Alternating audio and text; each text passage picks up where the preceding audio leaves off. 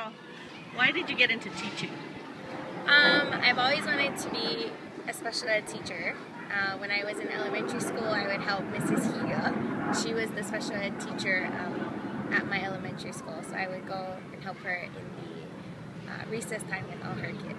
So I've always just known I wanted to be one. And why do you like working with special ed kids, and why do you like working with them? I do, and I don't think I'd be happy doing anything else. So it kind of just makes my heart a bit more fulfilled. You're gonna make me cry. That's okay. See, I love my job. So you've been with Allie how many years? I've been with Allyson for 5 years. And can you talk a little bit about how when she first came and how, seeing her grow so much? I'm gonna cry. It's okay. It's all right. So when she came, she was really quiet and shy, and she wore this red jacket and long jeans to school every single day. She didn't really talk much to anybody, and she was just a special little girl.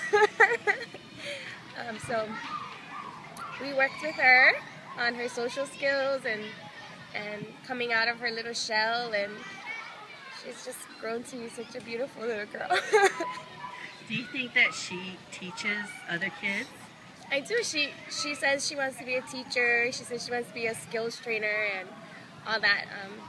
She's very motherly to all the younger kids, and she's really good at helping them or wanting to help them. So I think she's a really good, positive role model for them. How do you explain what autism is? For me, I usually tell people that people who want to know, I usually say children with autism or people with autism, they're just wired a little differently. Their perception is different from ours. To me, it's not really a disability in the sense of they're not able to do things or think or become successful. I think that they really just have a different perception from us. And I think when you look at it that way, you don't really see it much as a disability, but just as a different way of seeing life and seeing situations. What are some of the things that Allie needs help with most? She has her most difficulties with her listening comprehension more than anything. I think it's hard for her to understand what you want her to do if there's not a visual support for her. She learns best by doing over and over and over. So repetition is good for her. But too much auditory information is a lot for her to process, and a lot for her to, it's hard for her to decipher what you want from her. So if you show her an example or you give her a visual example, then she really does grasp the concept better. How can people help Allie when they meet her? I think just by showing compassion and taking the time to understand her perspective or, where she might be coming from. It's not that she doesn't understand you or she doesn't like you. She may not be comfortable yet with you, or she just might not, know what you want. You have to be explicit with her, I think. But she's really friendly, so she's always willing to listen and please. So that's really good. What about to kids? How do you explain what autism is to kids, and how can they help Allie? We usually tell the kids that Allie just has a little hard time listening to everything they say at once. So we ask them, when we have lunch groups, if they can talk to her one at a time, or to call her name and make sure she's looking at them. Because if they have her attention, she'll listen to them. And we ask them to speak louder. We ask them to repeat themselves if she didn't hear. But we also ask Allie to do the same and, make sure she listens and she says, what did you say? And, and she asks for clarification as well. So it goes both ways with them. Can you talk a little bit about when Allie is struggling? How does it make you feel? I can't get so emotional when she's struggling because she has these big alligator tears and she gets so distressed, and I try not to get so emotional with her because I know she's having a hard time, and I just try to get her to say how she's feeling rather than the crying. And then we always see if it's more, if it, I have to take a step back and ask, is it behavioral and she's just trying to escape what she's doing? Does she really not understand? Or does she need any type of sensory? Is she feeling overstimulated? So for me, I can't get emotional with her. I have to just stay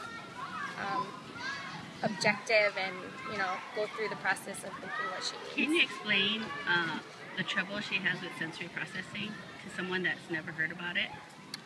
For me, I always explain sensory processing as they really lack a body awareness. They don't know, most kids with sensory processing kind of just don't know where their body is in space. They don't know if they're grounded, they don't know if they're hyper, they can't get a handle on their sensory system.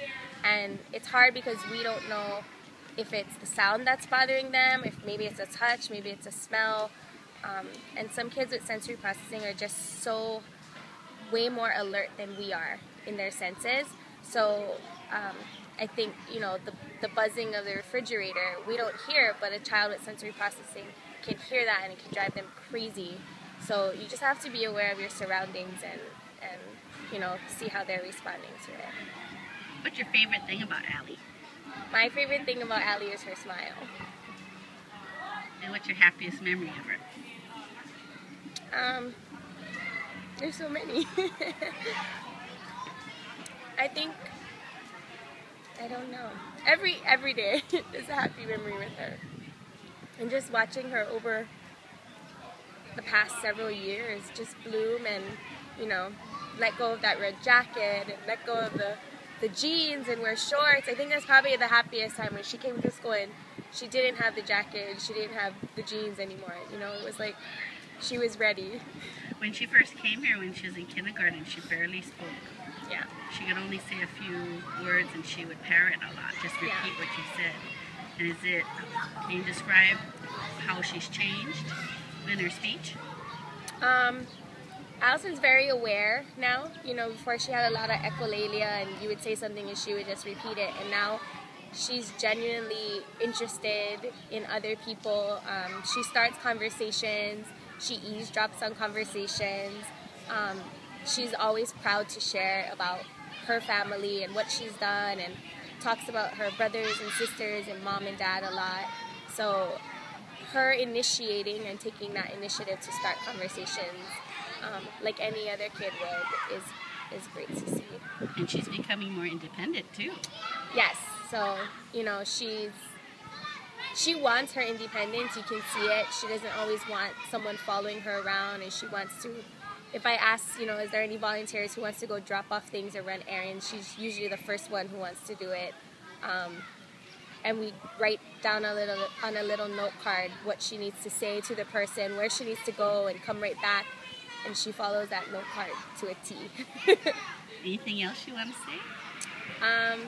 I think Allie's probably taught me more than I've taught her. And I love her for that. Turn it off!